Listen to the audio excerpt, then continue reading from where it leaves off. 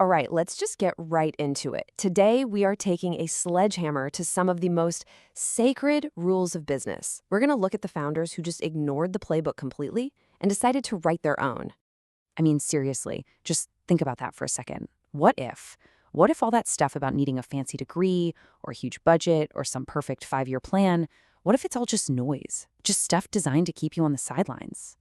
And that's really the theme for today. We are not dealing in theory here. No, we're looking at real, unfiltered proof from companies that completely broke the mold and built actual empires. So let's get to work. Okay, first up, the myth of the rigid brand. You know the one. The idea that you need a 100-page PDF that details every single tiny thing your brand can and cannot say or do. Just look at this contrast. On one side, you've got the old, clinical, boring way of building a brand. And on the other, you've got Liquid Death. They didn't just bend the rulebook, they threw it in a bonfire. Instead of some sterile corporate brand, they built a personality. See, it's not about speaking like a brand, it's about acting like a person. And this all boils down to one powerful idea: brand as character. Think of it like a character in a great TV show. The team at Liquid Death isn't sitting around asking, what does our marketing plan say we should do? No, they're asking, what would Liquid Death do in this situation? And that lets them be faster, way more creative, and honestly, a whole lot more interesting. And this quote from their creative VP, Andy Pearson, just nails it. This was the breakthrough moment. He realized that the brand book he was trying to write, it was actually a cage. So ditching it, that wasn't a failure. It was the key that unlocked their greatest strength. So that brings us to our next big myth. Myth number 2, you need a mountain of cash to get noticed. So many amazing ideas die because the founders believe they just can't compete with the big spenders. But then you look at this playbook from the skincare brand Jackson Lane. They didn't go out and buy a Super Bowl ad. No, they started small and they started smart.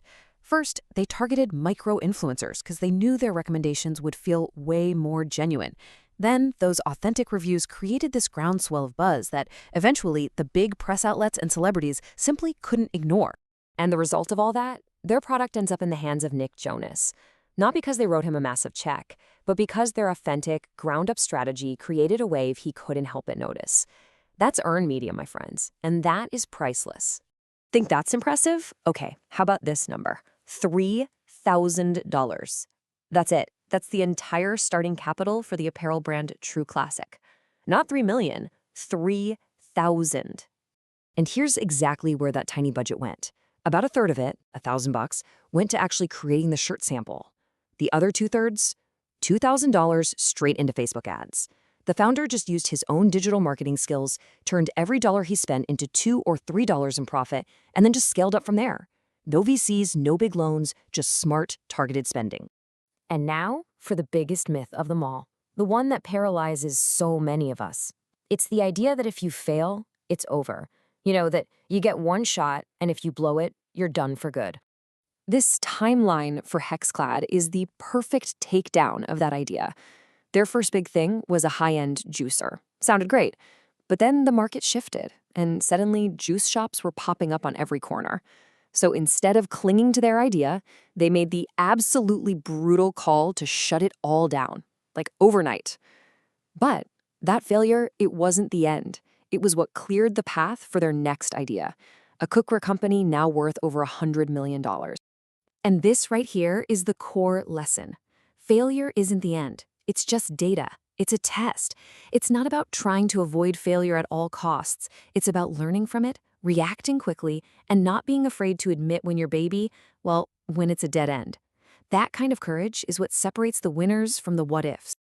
So after all that, what does this actually mean for you?